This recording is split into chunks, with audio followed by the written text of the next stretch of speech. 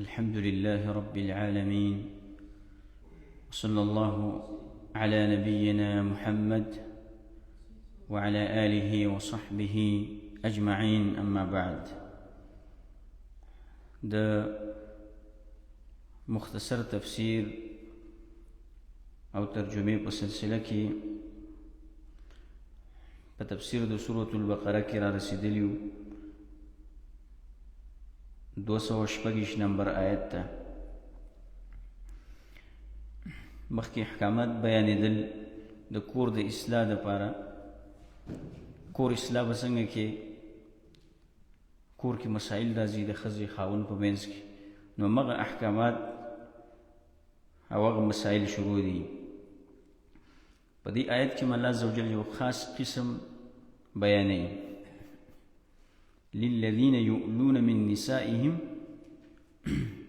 چې هغه قسم کول دي د خپلو ښځو نه، چې خاوند د ښځې نه قسم وکړي. الله عزوجل فرمایي: اعوذ بالله من الشیطان الرجیم للذین یؤلون من نسائهم، دا هغه کسانو دپاره چې قسمونه کوي د خپلو ښځو نه. تربص 4 اشهر، نو انتظار دی د 4 میاشتو. فإن فاؤوا، نو که چېرته دی راوګرځېدل د قسم نه راوګرځېدل. فإن الله غفور رحیم، یقینا الله بخونکی مهربان دی. قسمونو خبره روانه وه مخکې، دا د ښځې نه قسم کوي خاوند چې زه به تا ته نه نږدې کېږم، یعنې د 4 میاشتو مودې قسم وکړي سړی چې زه به تا ته 4 میاشتو پورې نه نږدې کېږم، او یا موده پکې تعین نه کړي. نو بیا قانون دا دی، حکم دا دی چې دی به انتظار کوي تر 4 میاشتو. که د دې 4 میاشتو نه مخکې دی واپس شو خپلې ښځې ته، نو دی به څه کوي؟ د قسم کفاره به ورکوي. او که 4 میاشتې پوره شوې او بیا واپس شو، بیا په ده باندې کفاره نشته، بیا په ده کفاره نشته دی. او که یو سړی دی چې د 4 میاشتو نه زیات دا ټیم لکه ده تعین کړی نه دی او بیا واپس کیږي، نو بیا به دی څه کوي؟ قسم به ماتوي او کفاره به ورکوي. او یا یو سړی داسې دی چې هغه خپله ښځه وساتي، نه ورته رجوع کوي او نه پرېږدي، نو دې سره به څه کوي؟ دا به قاضي ته راښکلی شي، او قاضي به ورته وایي چې یا رجوع وکړه او یا څه وکړه، دا ښځه پرېږده، طلاق یې کړه. داسې نه دی چې ستا به خپل خواهش وي او چې په ښځه باندې څه کې نو هغه پې کولی شي. لکه دا بعضې پښتانه ځان ته ډېر غیرتي وایي که نه، د بریتو نه یې ویني څاڅي، او زه به ښځې سره داسې وکړم او دا وکړم، نه پرېږدم او نه طلاق وم. هغه دې ته غیرت وایي. غیرت به داسې چا وکړه چې هغه خو لږ زورور خو وي که نه. ښځه کمزوری مخلوق دی، ته په هغه باندې خپل زور ازمایي، کمزوری مخلوق. نو قاضي به دا راکش کولی شي. ګوره د اسلام احکاماتو باندې به لوبې نه کوي. یې ښځه د ځان سره وساته، ښځه ورته وویوه، او یې طلاق کړه چې بل خاوند وکړي ځان. نو دا احکام الله بیانوي په دې آیت کې. وإن عزموا الطلاق، او که چېرته دی اراده لري د طلاقو، اراده د طلاقو کړې وه، فإن الله سمیع علیم، نو یقینا الله اورېدونکی دی، پوهه دی. اوس که اراده د طلاق وجي، لکه ښځه نه ساتم، نو الله دا خبرې اوري، نو بیا طلاق واقع کېږي. والمطلقات يتربصن بأنفسهن 3 قروء، هغه زنانه چې طلاق کړی شي انتظار به کوي په خپلو ځانونو باندې 3 حیضونه. دا اوس بله مسله الله بیانوي، د طلاق شوو ښځو عدت بیانوي. عدت چې یوه ښځه چې ده هغه څه طلاق شي، دا به څومره عدت تېروي، څومره عدت به تېروي ده. یعنې چې هغه ازاده ښځه ده، حیض پې راځي، او دا طلاق شوی دا طلاق چې دی که نه، دا په یو څو صورتونو کې ورکولی شي. یو دا دی چې دا به پاک کوي، په حیض کې به طلاق نه ورکوي، هر وخت طلاقونه نه چلېږي. چې هر وخت زموږ پښتانه خو چې کوم وخت طلاق ورته راویښ نو، او په څه طریقه، او بیا په یو ځل باندې په 100 کاڼو به طلاق، 3 نه 4 نه. نو په یو ځل باندې دومره طلاقونه ورکول په یو ځای دې ته نه ګوري چې دا ښځه په څه کې ده، په حیض کې ده یا په حیض کې نه ده. دویم شرط څه دی چې په داسې طهر کې به یي، پاکوالي کې چې په هغې کې دې ورسره نزدېکت نه دی کړی، کوروالی دې ورسره نه دی کړی، په دغسې طهر کې به ورله طلاق ورکوي. نو وخت ناوخته ته به ګوري، د طلاق خپل نظام دی، خپل قانون دی، الله احکامات بیان کړي. نو دې ته څه وایي؟ که یو ځل دې ښځه طلاق کړه نو دې ته رجعي طلاق وایي، یو طلاق سره یا په دوو طلاقو سره. نو د دې عدت به څومره وي؟ عدت به څومره وي؟ 3 میاشتې، یعنی 3 حیضه. دا 3 حیضه به دا په دې کور کې اوسېږي، په دې کور کې به اوسېږي، د دې خرچه به خاوند ورکوي، د دې نفقه، د دې جامې پیزار، دا ټول د هر څه په خاوند باندې، او دا ښځه به هم دې خاوند ته څه کوي؟ ځان به ورته ښایسته کوي. دې کې حکمت هم دا دی چې کیدای شي د دې خاوند سوچ شي چې خپه یي په دې کار باندې او بېرته رجوع وکړي دې ښځې ته، نو څه به یي؟ رجوع به ورته وکړي. صحیح ده؟ نو دې ته رجعي طلاق وایي چې خاوند پکې ښځې ته رجوع کولی شي. او دا الله یو چانس ورکړی دی دپاره، دې ته یو چانس ورکړی. او بله دا دی چې اوس هغه ښځه چې هغه حامله وي دی به څومره دغه کوي؟ عدت به څومره تېروي؟ څو پورې چې حمل وشي، ماشوم وشي. دا د څه وجې ده؟ دې وجې نه چې دا نسبونه ګډوډ نه شي، دا نسبونه ګډوډ نه شي، ځکه دا ماشوم چې لاړ شي او دا زنانه دا خپل حمل پټ کړي او وایي چې زما حمل نشته، او 3 حیض تېر کړي، عدت پوره کړي، او د په خېټه کې حمل دی دا پټ کړي، ځکه الله وروسته وایي چې دا ښځه به دا حمل نه پټوي که د دې په خېټه کې حمل وي. نو دې سره نسبونه ګډوډېږي. دا سړی لاړو بل ځای ته، د یو نه پیدا شوی دی بل ته لاړو، نو کیدای شي دا د نامحرمې ښځې سره دی نکاح وکړي، د کوم چې په ده باندې دغه شوې ده، حرام شوې ده، محرمې ښځې سره کیدای شي د ده واده راشي، ځکه خو دا خو نه پېژني که نه چې دا اوس د چا زوی دی، د چا نه پیدا شوی دی. د دې سره نسبونه ګډوډېږي. الله وایي ولا يحل لهن، او نه دي حلال د دوی دپاره ان یکتمن، دی چې پټ کړي ما خلق الله، هغه شی چې الله پیدا کړی دی، فی ارحامهن، د دې په رحمونو کې، یعنی بچی که د دې په رحم کې دی، دی به نه پټوي. الله تاکید څه دا خبره کوي؟ وره ان کن یؤمن بالله، که چېرته دوی ایمان لري په الله باندې، والیوم الاخر، په ورځ وروستنۍ د آخرت، دا به نه پټوي ښځې. وبعولتهن احق بردهن فی ذلک، او خاوندان د دوی ډېر لایق دي په واپس کولو د دې کې په مدت عدت کې. ان ارادو فی اصلاحا، که چېرته دی غواړي اصلاح لره، یعنی دی واپس کولی هم شي، که دی وغواړي چې د خپلې ښځې ځان ته واپس کړي په دې مدت عدت کې، نو دی څه کوي؟ واپس کولی هم شي چې د خپلې ښځې ځان ته واپس کړي. ولهن، د پاره د ښځو حقونه دي، حقونه شته دی، مثل الذي علیهن، په شان دغه حقونو چې په هغوی باندې دي، بالمعروف، په ښایسته طریقې سره. وللرجال علیهن درجه، او د سړو دپاره په هغوی باندې اوچته درجه ده. والله عزیز حکیم، والله غالب دی، حکمتونو والا دی، زورور حکمتونو والا. د یو بل باندې حقونه دي، د ښځې په سړي حقونه دي او د سړي په ښځې باندې حقونه دي، خو د سړو درجه به په دې باندې اوچته ده. نو هر چاته به خپل حق ورکړي، دې ته انصاف وایي، او دې ته په دین باندې عمل وایي. الطلاق مرتان، طلاق رجعي دا 2 ځل دی. دلته اوس طلاق رجعي باره کې الله خبره بیانوي، د دې ذکر کوي چې د هغې نه، هغه طلاق چې د هغې نه وروسته رجوع کول څه دي؟ زنانه ته جایز دي، زنانه ته څه دي؟ جایز دي. او په دې آیات کې به الله د خلع مسله بیانوي، د خلع مسله بیانوي چې یو طلاق د ښځې له ورکړه، دا لا په عدت کې ده، نو ستا دپاره بله موقع شته که دویم طلاق دی ورکه نو بیا هم رجوع کولی شي.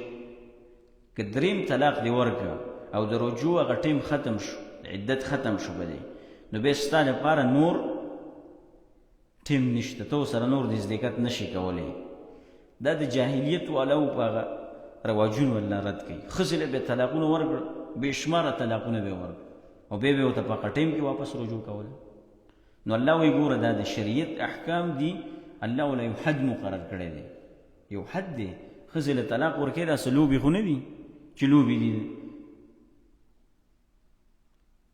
طلاق ورکوې په خپل قانون بیا ورکوې او چې بیا دې طلاق ورکو ازاده شوه بیا پکې ستا څه اختیار نشته دی چې هغه څه کوي او چېرته خاوند کوي.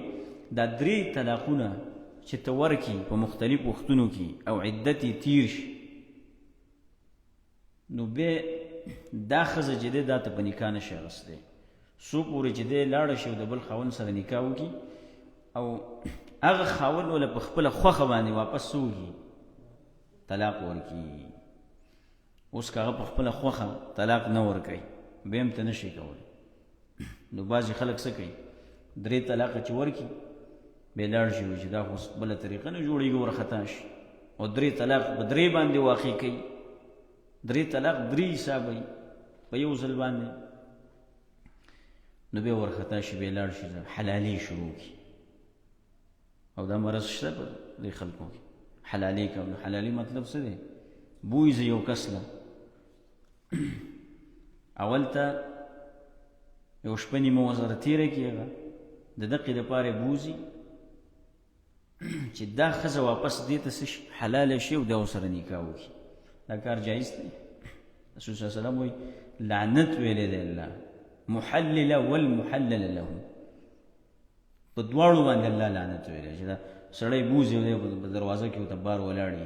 دا څومره بې حیا بې غیرته انسان وایي دا چې دی د خپل اهل باره کې دا خبره برداشت کوي. څومره بې غیرتي ده. نو الله احکامات بیان کړي دي، دا د لوبو خبرې نه دي. لوبې به په دې باندې کې یلعب بکتاب الله وانا بین ظهورکم. پیغمبر صلی الله علیه وسلم چې دغه واورېدو هغه ښځې له طلاق ورکړي ودرې وایي د الله په کتاب به لوبې کېږي او زه لا یم. نو د الله د احکاماتو نه به لوبې نه جوړوي. الطلاق مرتان دې کې مطلب هم دا دی چې طلاق ورکې دا داسې نه دی چې په یو ځل ورکه، نه، مرتان خپل حدود دي د طلاق خپل درجې دي. دو ځل طلاق ورکول دا رجعي طلاق دی.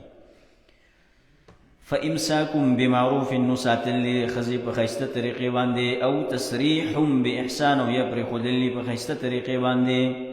ولا يحل لكم او جایز نه دي ستاسو لپاره ان تأخذوا مما آتيتموهن شيئا دا چې تاسو واخلئ د هغه مال نه چې تاسو ورکړی دی هغوی ته شیئا هیڅ شی الا ان یخافا الا یقیما حدود الله مگر که یریږي ښځه او خاوند چې وبه نه درئ پولې د الله. فان خفتم الا یقیما حدود الله نو که چېرته تاسو یېرېدلی چې وبه نه درئ دی دوی پولې د الله فلا جناح علیهما نو نشته ګناه په دې دواړو باندې فی مفتدت په هغه مال کې چې په بدله کې ورکړی دی چې په بدل کې ورکړي ښځه څه هغه مال لره به هغه مال لره. تلک حدود الله دا پولې د الله دي حکمونه د الله دي. فلا تعتدوها نو مه تېرېږئ د دې نه. ومن یتعد حدود الله او څوک چې تیر شي د پولو د الله نه فاولئک همدغه کسان هم الظالمون هم دی ظالمان دي. ولا یحل لکم او حلال نه دي ستاسو لپاره چې واخلئ هغه شی چې تاسو له ورکړی دی. دلته څه مطلب دی؟ د خلعې مسله الله بیانوي. خلعه چې سړي له جایز نه دي چې په د طلاق په صورت کې څه وکړي د ښځې نه څه واخلي مهر واخلي چې کوم مهر مقرر شوی دی مګر په یو صورت کې اخیستی شي. کوم صورت دی؟ چې ښځه راولګي خاوند ته ووایي چې زما تا سره وخت نه تېرېږي. خلع یعنې ښځه مطالبه وکړي د طلاق او خاوند ته ووایي چې زه دا ټول مال تاله در کوم په خپله رضا او ما پرېږده. نو په دې وخت کې به څه مال خاون واخلي او خزبا پریدي. فإن طلقها کچرتا طلاق ورکو خزتا اسوم طلاق شو دریم طلاق دو خو ذکر شو رجعی. فإن طلقها کچرتا خزتا طلاق ورکو دریم طلاق فلا تحل له نحلال نددا خزا له أغلرا من بعد ورست ددينا حتى تنكح زوجا غير تردي پوری چی نکاو کی دبل خاون سرا. دا دریم طلاق دی کنه. دریم طلاق نورست مونږ سو ویلا چې رجوع نشي کولای تر دې چې دبل خاون سره نکاو کی او هغه سره نزدېکت وکي کورواله وکي سره، او دا شرط دا په حدیث کې ذکر دی. او دغه دریم خاون چې دی به بدیل طلاق ورکي هغه په خپل خوخه باندې او به ودته جایز کیږي خو په نوې نکاح باندې، په نوې نکاح دی و سره نوې نکاح تړي، خو په دې شرط باندې چې د دې دا ګماني چې دی به د الله احکامات عملی کوي، په دې باندې به عمل کوي او یو بل حقوق بساتی رعایت وکړي د یو بل حقوقو.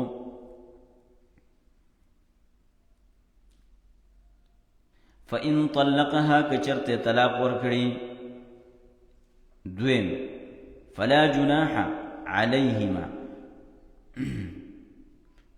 فإن طلقها کچرت دی طلاق ورکړي چا دی دویم خاون ولا طلاق ورکړه فلا جناح عليهما نشت گنا په دې دواړو باندې ان يتراجع چې یو بل تراو ګرځي په نکاح سره چې هغه خاون ولا طلاق ورکړي په خوخه او دی واپس شي د خپل خاون ته په نوې نکاح باندې، خو په دې ګمان سره ان ظن ان يقيم حدود الله کله دې دواړو دا ګمانې چې پابندي وکوي د پولو د الله وتلك حدود الله او دا پولي حکمونه د الله دي يبينها لقوم يعلمون بیانې دا قوم د پاره چې پويږي.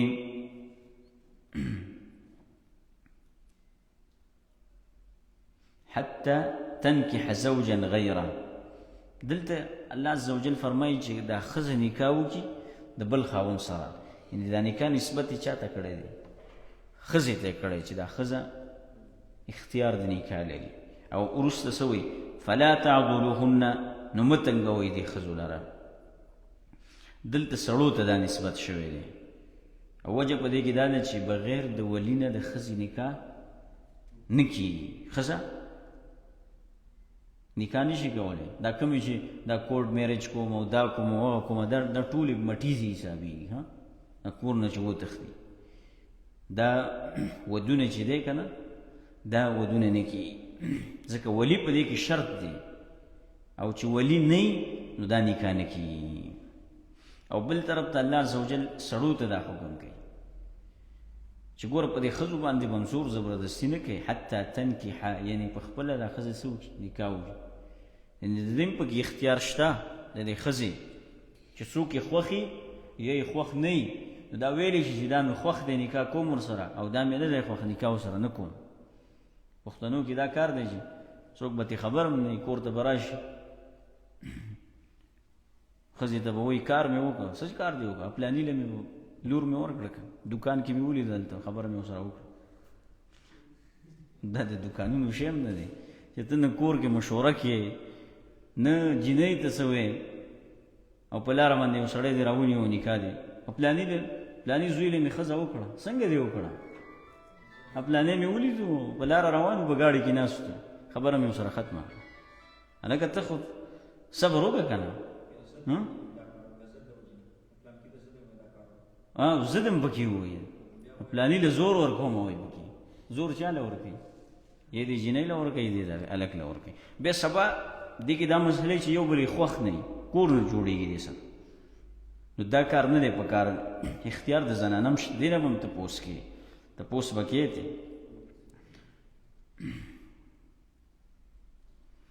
دا احکامات ډېر اوږده دي خو زمونږ خبرې مختصر دي تفسیر د دې وجې نه ډېر تفصیل نشو کولی.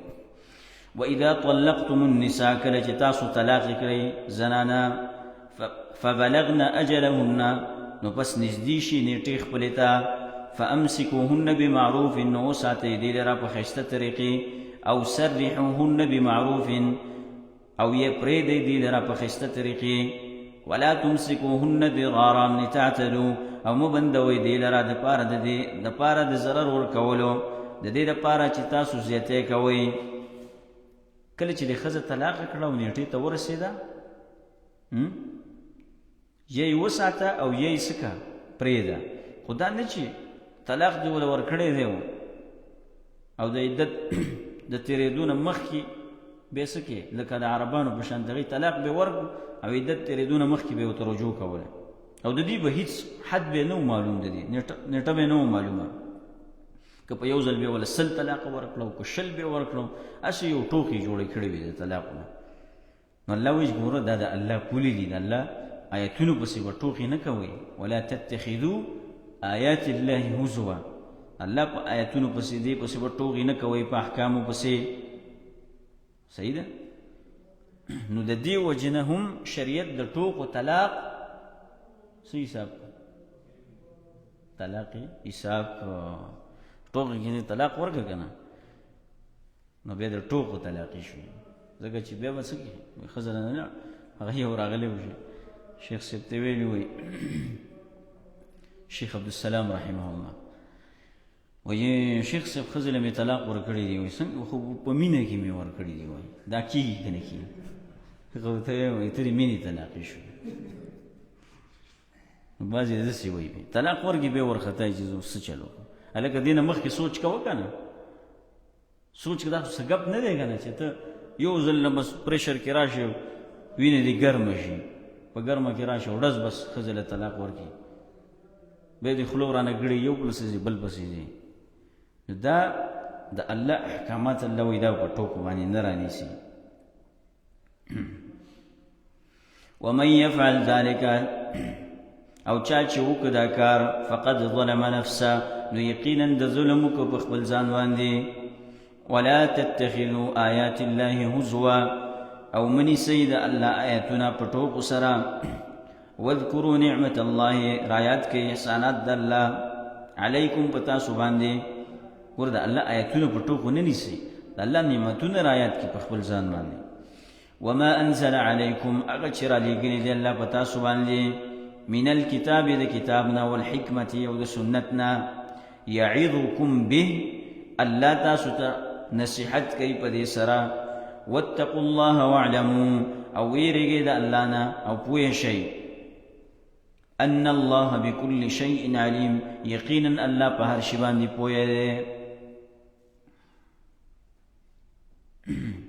واذا طلقتم النساء کله چې تاسو طلاق ورکئ زنانو ته فبلغن اجلهن نو ورسیږي هغې نیټې ته فلا تعضلوهن نو مه منع کوئ هغې لره تنګوئ مه ان ینکحن ازواجهن چې نکاح وکړي د خپلو خاوندانو سره اذا تراضوا بینهم بالمعروف کله چې رضا وي دوی په خپل منځ کې په ښه طریقه. اوس الله دا بل حکم بیانوي کومه ښځه چې په طلاق رجعي طلاقه شوه او عدت یې تیر شي نو دې خاوند نه جایز دی چې بېرته دا په نوي نکاح باندې واخلي، د ولي نه به څه اخلي اجازت به اخلي او مهر به څه کوي مهر به ورله مقرر کړي. خو چې کله دا ښځه راځي ګوره کله ښځه راځي او دا آیت نازل شوی دی د معقل ابن یسار رضی الله عنه د خور باره کې چې کله هغه خپل خاوند طلاقه کړه خپل خاوند څه کړه او عدت د هغې ختم شو نو بیا یې ویله چې زه بېرته دې څه کومه د خپل خاوند ته څه کومه د خاوند ورته وایي چې زه رجوع کول غواړم.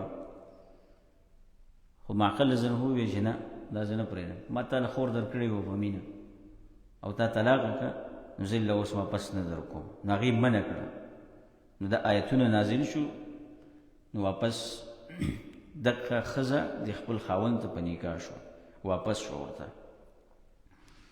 فبلغن بلوغ دلته ویلی شي نیټې ته ختمېدل یعنې دا نیټه ختمه شي خو چې کله دی یو بل منځ کې څه راځي اذا تراضوا بینهم بالمعروف چې کله راضي دی په ښه طریقه باندې.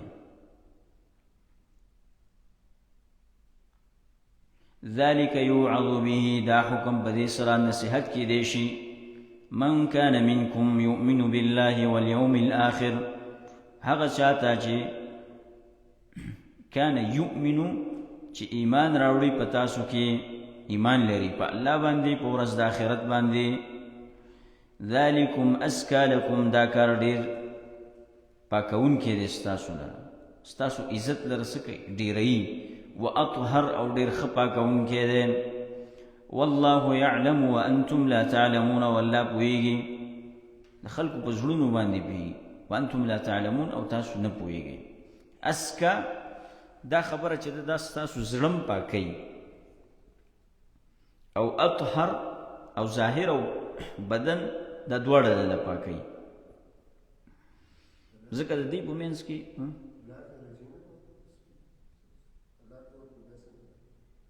یعنی چې کله طلاق ورک بل خاوند سره واده وکړ او هغې وله طلاق ورک خپل خاوند سره بیرته نکاح کولی شي.